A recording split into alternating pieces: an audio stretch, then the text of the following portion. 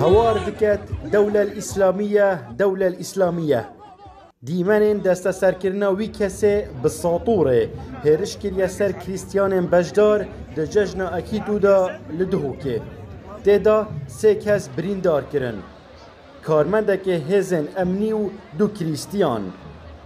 فاردی ابراهیم تمن 18 سال خلک حمدانیه و دیسان یونی خوشابا جنک 7 سال خلک القوشه لنخوشخانه هوار هاتن لدهوکه چار سریاوان دهتا کرن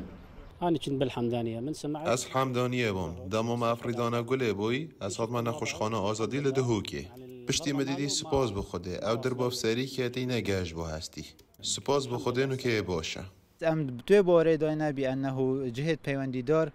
دیگه راستیا و بابته کار اف بابته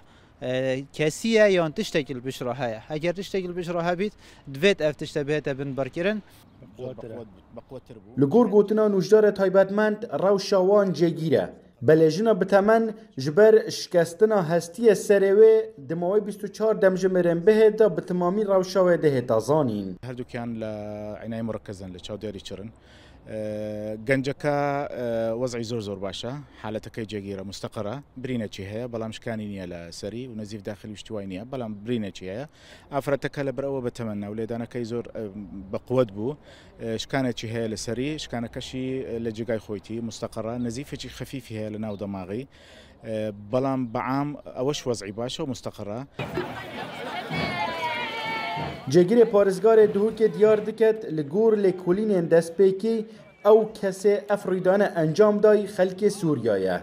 جبروان سلوگان نوی دیار دبیت